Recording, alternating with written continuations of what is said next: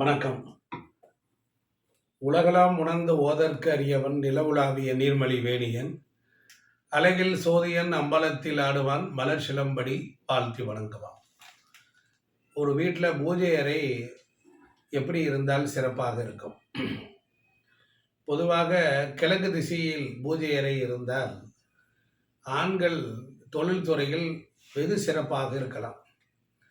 பூஜை அறை கிழக்கில் இருந்து அவர்கள் கிழக்கு பார்த்து படங்களை மாட்டி வணங்கி வழிபட்டால் வெற்றி உண்டாகும். ஏன் ஆதாரபூர்வமாக சொல்லுகிறேன்? ஒவ்வொருத்தருடைய ஜாதகத்திலேயும் லக்னம் என்பது கிழக்கு திசையை குறிக்கிறது. அது 4ஆம் இடம் என்பது வடக்கு திசையை குறிக்கிறது. அதனால வடக்கு திசையிலும் பூஜை அறை வைத்து கொண்டு வழிபட்டவர்கள் சிறப்படைந்திருக்கிறார்கள். கொங்கு மண்டலத்திலும் சரி, அதுபோல செட்டிநாட்டு பகுதிகளிலும் இந்த வடக்கு திசையிலே இறைவனுக்குன்னு ஒரு இடத்தை ஒதுக்கி அங்கே ரொம்ப பிரமாதமாக ஒரு கோயில் கர்ப்ப கிரக மாதிரியே வைத்து வணங்கி வழிபடுவார்கள். அது குளிக்காமல் கொள்ளாமல் அந்த ரூமுக்குள்ளே போக மாட்டாங்க, குளித்து விட்டு தான் போவாங்க. அந்த ரூமில் வேறு எந்த பொருளும் இருக்காது. அதனால் அந்த அறைகளில் இறைவனுக்கு சின்ன சின்ன விக்கிரகங்கள்லாம் வைத்து வழிபட்டாலும் நித்தம் அதற்கு பூ சாற்றி அதற்கப்புறம் நெய்வேத்தியமெல்லாம் வைப்பார்கள். சுவாமிக்கு சாப்பாடு செய்து ரொம்ப பயபக்தியோடு அந்த மாதிரியெல்லாம் வணங்கியிருக்காங்க. அதெல்லாம் நமக்கு நிறைய வீடுகளுக்குள்ள போகும்போது உடம்புல அப்படியே பார்த்திங்கன்னா அப்படியே உள்ளே போகும்போதே ஒரு ஹீலிங் ஏற்படும். மயிர்கால்கள்லாம் அப்படியே கூச்செறியும், ஒரு பயம் இருக்கும், ஒரு மாதிரி இருக்கும். நான் நிறைய வாஸ்து சாஸ்திரத்தில் நிறைய வீடுகளுக்கு போயிருக்கேன். இப்போ வீடுகளில் எத்தனையோ குறைகள் இருக்கத்தான் செய்யும். நம்ம எல்லாத்தையும் பார்த்து பார்த்து செய்ய முடியாது. வீடு வாஸ்துபடி கட்டி இருந்தாலும் அதே நேரத்தில் வீட்டில் உள்ள பொருள்கள் தாறுமாறாக இருந்தாலும் அந்த வீட்டில் மங்களகரமான ஒத்திசைவு, அதை எல்லாத்தையும் சாந்தப்படுத்தக்கூடிய ஒரு தெய்வீக பேராற்றலை ஒரு வீடுக்குள்ளே நம்ம பூஜை அறை வாயிலாக உற்பத்தி பண்ணிட்டோன்னு வச்சுக்கோங்க, செஞ்சிட்டோன்னு வச்சுக்கோங்க, ரொம்ப சிறப்பாக இருக்கும். அதே போல் பல வீடுகளில் மேற்கு திசை, பாண்டிய மண்டலத்திலலாம் எடுத்துக்கிட்டீங்க அப்படின்னா மேற்கு திசையில் அவர்கள் பூஜை அறையை வைத்திருக்கிறார்கள். மேற்கு திசை பூஜை அறைகளில் அந்த வீட்டுக்கு திருமணமான பெண்கள் வந்த பிறகு விளக்கேற்றிய பிறகு அந்த வீடுகள் சுபிட்சத்தை அடைகிறது. திருமணத்திற்கு முன்பு உள்ள நிலை, திருமணத்திற்கு பின்பு உள்ள நிலை. சில வீடுகள் பார்ப்பதற்கு சாதாரணமாக இருக்கும். அந்த வீட்டில் உள்ள ஒரு ஆணுக்கு ஒரு நல்ல பெண் அமைந்து அவள் பூஜை செய்ய ஆரம்பித்து விட்டால் அந்த வீடு குபேர வீடாக மாறுகிறது. எந்த வீட்டில் பெண்களில் மகிழ்ச்சியாக சந்தோஷமாக இருக்கிறார்களோ அந்த வீட்டில் இயற்கையாகவே ஐஸ்வர்யம் கிடைச்சிக்கிட்டே இருக்கும். இதெல்லாம் நீங்கள் மனசில் வச்சுக்கணும். ஒரு பெண்ணை ஒரு வீட்டில் அடித்து துன்புறுத்திட்டு சண்டை போட்டு எசலி போட்டுட்டு வீம்பு பேசிட்டு சில ஆண்கள்லாம் பொண்டாட்டியை ஏதோ கேலி கிண்டலுங்கிற பேரில் அழ வைக்கிறது, அவங்க மனசு நோகும்படியான வார்த்தை சொல்லுதல், இது மாதிரி பல விஷயங்கள்லாம் பேசுகிறாங்க. அப்போ அவன் மனசு ரொம்ப புழுங்கிட்டா மகாலட்சுமியே புழுங்கிடுறா. ஒரு ஆண் மகனுக்கு வீட்டை விட்டு வெளியே போய் அவன் சம்பாரிச்சுட்டு ஒரு 10 ரூபா கொண்டுட்டு வர்றான் அப்படின்னா அந்த பெண் மகிழ்ச்சியாக இருந்து வழி அனுப்பி வைத்தால் நிறைய சம்பாதிப்பான். அதே போல் சில பேர்கள் வேலைக்கு போகும்போது வீட்டில் எசலி போட்டுட்டு போகிறது, சண்டை போட்டுட்டு போகிறது. எப்படின்னா வீட்டில் இருக்க அப்பா எதாவது கேட்டார்னா யாராவது திட்டுறது. அதுபோல் வீட்டில் உள்ள ஆண்களை, வீட்டில் உள்ள வயதானவர்கள் ஆண்களை திட்டினா வெளியில் போகிற அந்த ஆண்கள் வெளி உலகத்தில் ஏதாவது ஒரு ஆபத்து காலம்னு வச்சுக்கோங்க, அவங்களுக்கு உதவி செய்யறதுக்கு யாரும் வரமாட்டாங்க. இதெல்லாம் நான் நடைமுறையில் உள்ளதை சொல்லுகிறேன். அதனால் பூஜை அறைகள் ஏன் சொல்கிறோன்னா அங்கே போகும்போது நமக்கு ஒரு சாந்தம் கிடைக்கும். நம்முடைய முன்னோர்கள் இதை எப்படி ஏன் ஏற்படுத்தியிருப்பாங்கன்னா, ஒரே வீட்டுக்குள்ளார எல்லாத்தையும் நம்ம யூஸ் பண்ணுறோம். அங்கேயே சிட் அவுட் உட்காந்துருக்குறோம், படிக்கட்டு, அதுக்கப்புறம் ஹாலு, அப்புறம் சமையல் பண்ணுற இடம், டைனிங் ஹாலு, பெட்ரூம்பு, இப்படி எல்லா இடங்களும் வந்துருச்சு. அந்த காலத்தில் இவ்வளவு பெரிய விஷயங்கள்லாம் கிடையாது. ஒரு முத்தம் இருக்கும், சுற்றிலும் 4 பக்கம் அறைகள் இருக்கும், கொல்லைப்புறம் இருக்கும். அப்புறம் அந்த காலத்தில் டாய்லெட் பாத்ரூம்லாம் வெளியில் தான் போயிட்டு வந்தாங்க. இப்போ வீடுகளில் நிறைய செடி கொடிகள்லாம் இருக்கும். வீட்டுக்கு முன்னே வச்சுருப்பாங்க, பின்னே வச்சுருப்பாங்க. கை வைத்தியம் பண்ணுறதுக்குரிய செடிகள்லாம் வச்சுருப்பாங்க. இப்போல்லாம் குழந்தைங்க தும்முன உடனே ஆஸ்பத்திரிக்கு தூக்கிட்டு போகிறதெல்லாம் கிடையாது. அன்றைக்கி வயதானவங்க இருந்தாங்க, அவங்க கை வைத்தியம் பார்த்து சரி பண்ணிடுவாங்க. இப்படியெல்லாம் இருந்த காலம். அதனால் இப்போ வீடுகள் நிறைய பெருகி போச்சு. எதை எங்கே வைக்கிறதுன்னு தெரியல. எல்லா இடங்களிலும் பொருள்கள் நிறைய கிடக்கு. எல்லா இடங்கள்லையும் பொருள் ஒன்றுக்கு மாற முரண்பாடுகளாக இருக்குது. ஸோ இப்படிலாம் இருக்கிறனாலையும் 2வது தப்பு தப்பாக வீடு கட்டுறாங்க. இப்போ கட்டி வைக்கிற வீடுகளை வாங்குறாங்க, அப்பார்ட்மெண்ட்டில் குடியிருக்கிறாங்க. எல்லாரையுமே இப்போ நாம் குறை சொல்ல முடியாது. இப்படி உள்ள வீடுகளில் மனிதர்களுக்கு இந்த ஆசை அபிலாசைகள் அதிகமாகிடுது. அதனால் தன்னை கண்ட்ரோல் பண்ணிக்கிற ஒரு பக்குவத்தை அந்த பூஜை அறை கொடுக்குது. நீங்கள் பூஜை அறைக்கு போகும்போது குளிச்சுட்டு தான் போகணும், அங்கே தான் பணம் வச்சுருக்கீங்கன்னா நீங்கள் எல்லா நேரத்துலையும் விறுவிறுன்னு ஓடி போக முடியாது அந்த பூஜை அறைக்கு. அந்த காலத்தில் அன்றைக்கி அப்படி தான் வச்சுருந்தாங்க. அதனால் யோசனை பண்ணி சொல்கிறேன்ப்பா, நாளைக்கு வருவே இல்லை அப்படின்னு சொல்லுவாங்க. ஏதோ ஒரு பொருள் வருது வாங்குகிறோம் அப்படின்றது. அன்றைக்கெல்லாம் வீடு தேடி வந்த பொருள்கள் காய்கறிகள் வந்தது, அவ்வளோதான் வரும். வேறு எதுவுமே அதிகம் வராது. பால் வரும், மோர் வரும், சில குறிப்பிட்ட உணவுப் பொருட்கள் தான் வரும். இன்றைக்கி அப்படி கிடையாது. இன்றைக்கி எல்லாமே ஆன்லைன்லே நிறைய வருது. இப்போ மனிதர்களுடைய ஆசையை கண்ட்ரோல் பண்ண முடியல. அப்போ தன்னைத்தானே கண்ட்ரோல் பண்ணிக்கிற ஒரு இடம் ஒரு வீட்டுக்கு தேவை. அப்போ என்ன செய்கிறோம்? பூஜை அறை அது ரொம்ப முக்கியமாக இருக்கிறது. கிழக்கு திசை வெற்றியை கொடுக்குது, வடக்கு திசை பெண்களுக்கு மகிழ்ச்சியை கொடுக்குது, மேற்கு திசை அடுத்த தலைமுறையினர்கள் முன்னேறுவதற்கும். சில வீடுகளில் தென்மேற்கு தெற்கு திசையெல்லாம் வச்சுருக்காங்க. அதுக்கு பேர் பழனி மூலைன்னு சொல்லுவாங்க. அதுலேயும் தப்பு இல்லை. அதாவது கடவுளுக்கு முக்கியத்துவம் கொடுத்துட்டு தான் பின்னாடி இருப்பது. இப்போ அப்படி கிடையாது. நவீன வாஸ்து சாஸ்திரம் என்ன சொல்லுதுன்னா, மனிதனுடைய பிராண சக்தி எல்லாம் உற்பத்தி ஆகிற இடமெல்லாம் கன்னிமூலையில் தான் ஆகுது.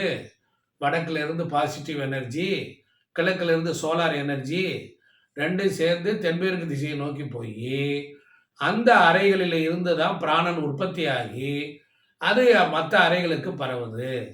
அப்படிங்கும்போது பிராணன் உற்பத்தி பண்ணுற இடத்துலையே வீட்டினுடைய ஆண்மகன், வீட்டில் வயதானவர்கள் அங்கே தங்கியிருந்தாங்கன்னா அவங்க நீண்ட ஆயுளோடு இருப்பாங்க.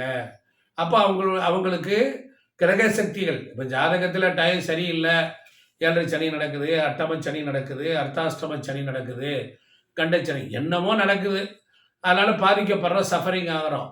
ஆனால் வீட்டுக்குள்ளார இருக்கும் பொழுது என்ன ஆகும்னா, அந்த கெட்ட கிரகங்களினுடைய அந்த தசாபுத்தி காலத்தில் வரக்கூடிய அதிர்வுகளை ஒரு வீடு தடுத்து ஆட்கொள்கிறது. வெளியில் எவ்வளவோ வெயில் இருக்கும், ஆனால் வீட்டுக்குள்ளே வந்த உடனே குளிர்ச்சியாக வெதுவெதுப்பாக மிதமாக இருக்கு. வெளியில் பனி ஓவராக இருக்குது, வீட்டுக்குள்ளார வெப்பமாக நார்மலாக இருக்குது. இந்த மாதிரியான ஒரு செயல் ஒரு வீடு. அதனால தான் அந்த காலத்தில் வீடுகளை மனையடி சாஸ்திர பிரகாரம் கட்டுனாங்க. இப்போ தட்டுமுட்டு சாமான்கள் பெருகிருச்சு. அதனால் என்னாச்சு அப்படின்னா, இப்போ வாஸ்து சாஸ்திரம் வஸ்துக்கள் சூழ்ந்துள்ள பகுதிகளில் நாம் எப்படியெல்லாம் எங்கெல்லாம் வச்சுக்கணும் அப்படிங்கிறதுக்காக சொல்லியிருக்காங்க. ஆனால் அந்த காலத்திலேயே பூஜை அறைக்கு கொடுத்துருக்காங்க. இவ்வளவு வாஸ்து குறைபாடெல்லாம் அந்த காலத்தில் கிடையாது. ஆனால் அந்த காலத்தில் பூஜை அறைக்கு இம்பார்ட்டன்ட் கொடுத்தாங்க. ஒரு வீட்டில் ஒரு 2 அடி உயரத்தில் ஒரு விளக்கு எரிஞ்சிக்கிட்டு இருக்கு அப்படின்னு வச்சுக்கோங்க. அது ஒரு குட்டி காஸ்மிக் ஜென்ரேட்டர். அது ஆகாயத்தில் இருக்கிற பிராணசக்தியை, காஸ்மிக் எனர்ஜியை வீட்டுக்குள்ளே கொண்டுட்டு வருது. ஆமாம். இப்போ கோயிலில் கர்ப்ப கிரகம் வச்சுட்டு மேலே விமான கலசம் இல்லைன்னா அது எதுக்கும் பயன்படாது. அதுபோல் ஒரு வீட்டில் விளக்கு இல்லை என்றால் அந்த விளக்கு ஏற்றாத வீடு பயன்படாது. எத்தனையோ லைட்லாம் இருக்குது, அதையே விளக்கு பொருத்தணும் அப்படின்னா அது நெருப்பினுடைய சக்தி பஞ்சபூதங்களில் மேலே இருக்கக்கூடிய ஆற்றலை இழுக்கக்கூடிய ஆற்றல் அக்னிக்கு மட்டும்தான் உண்டு. அதனால் மேலே இருக்கிற ஆகாய தத்துவம் அதில் இருக்கிற திவ்ய பேராற்றலை காற்றுக்கு இறக்கி நெருப்புக்குள் கொண்டு வந்து நீரில் சேர்த்து நிலத்தில் சேர்க்கின்ற கோவில் தத்துவத்தை போல ஒவ்வொரு வீடுகள்லையும் பூஜை அறைகளில் இந்த நில தத்துவத்தில் ஆகாயத்தில் இருக்கிற தெய்வீக பேராற்றல்களை கொண்டு வந்து சேர்த்தால் ஒவ்வொரு வீடும் ரொம்ப சிறப்பாக இருக்கும். அதைத்தான் சொல்கிறோம். அதனால் பூஜை அறை ரொம்ப முக்கியம். பூஜை அறைக்குள்ளார அருவாலோ கத்தியோ இரும்பு பொருட்களோ இருக்கக்கூடாது.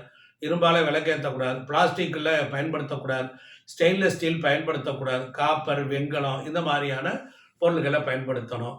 அதனால் நீங்கள் பூஜை அறையில் சுவாமி படங்களுக்கும் சக்தி இருக்குது.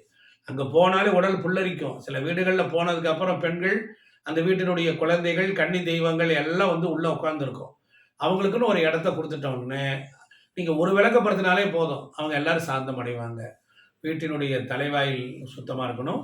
பூஜை அறைக்கு ரெஸ்பெக்ட் கொடுங்க. பூஜை அறை இல்லாதவங்க பூஜை அறை உருவாக்கிக்கோங்க.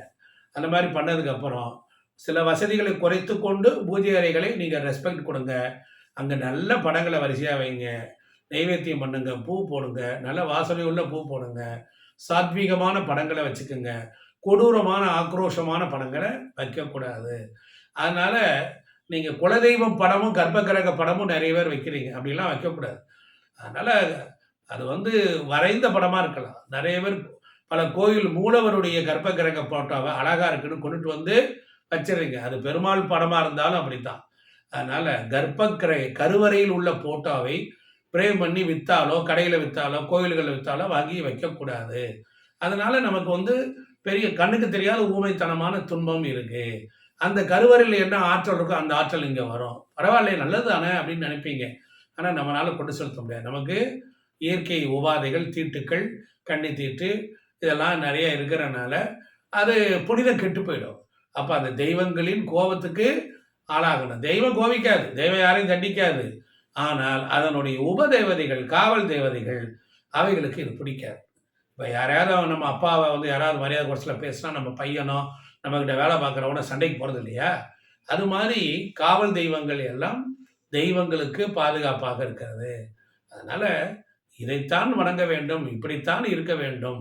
பூஜை அறையில் எல்லாத்தையும் வச்சுக்கிட்டு இருக்கக்கூடாது. நிறைய பேர் பார்த்தா அரிசி, பருப்பு, உப்பு மூட்டை, பருப்பு மூட்டை, இது என்னென்னமோ நிறைய வச்சுருக்காங்க. சில பேர் உரமும் வச்சுருக்காங்க. கிராமத்தில் இருக்கவங்களுக்கெல்லாம் தெரியல. உரத்தையும் வச்சு இப்போ அங்கே வச்சுக்கிறாங்க. பேரும் சாமி ரூமு ஸ்டோர் ரூம் ஆகிடுது. ஆமாம். அப்போ துர்வாடை இருக்கக்கூடாது. பூஜை அறைக்குள்ளே போனால் விளக்கு பார்த்தா எண்ணெயெல்லாம் பச்சை பசேன்னு இருக்குது. அப்படிலாம் இருக்கக்கூடாது. எண்ணெயெல்லாம் பச்சை பசேன்னு இருக்கக்கூடாது. அப்புறம் திரியை மாற்றிக்கிட்டே இருக்கணும். திரி மாற்றணும். அதுபோல் தீந்து போன பொருள்களும் இருக்கக்கூடாது. அதுபோல் கை துடைக்கிறதுக்குன்னு ஒரு துணி வச்சுக்கணும். அதனால் பூஜை அறையில் விளக்கேற்றுதல், நைவேத்தியம் பண்ணுதல், மணி அடித்து பூஜை செய்தல், பாசுரங்கள் பாடுதல். அதனால் புத்தகத்தை வச்சுக்கிட்டு நல்ல முறையில் படிக்கலாம், செய்யலாம். சும்மா தேவாரத்தில் பன்னீர் திருமுறை தேவாரத்தில் ஒரு தேவாரத்தில் முதல் பாட்டும் கடைசி பாட்டும் படிக்கலாம். இப்படியாக நாம் இறைவனிடத்தில் அன்பை செலுத்தலாம். நம்முடைய நன்றி உணர்ச்சியை பெருக்கலாம்.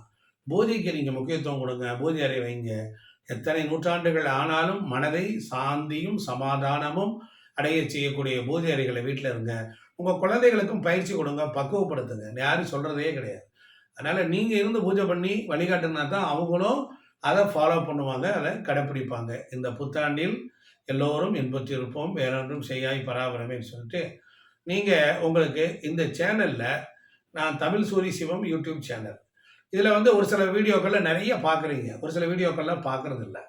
அதனால் உங்களுக்கு என்ன பிடிக்கும், உங்களுடைய இது என்னன்னுங்கிறது எனக்கு பல்ஸ் ரேட் தெரியல. அதனால் யான் பெற்ற இன்பம் பெருக வையகம்னு நிறைய விஷயங்களை நம்ம அனுபவத்தில் வச்சுருக்கிற விஷயத்தை உங்களுக்கு பயன்படுத்தலான் இருக்கோம். விருப்பம் உள்ளவங்க கமெண்ட் பாக்ஸில் எங்களுக்கு இந்த சந்தேகம் இருக்குது, இதை பற்றி சொல்லுங்கள் சுவாமி அப்படின்னு கூட நீங்கள் போடலாம், தப்பு இல்லை. நன்றி, வணக்கம்.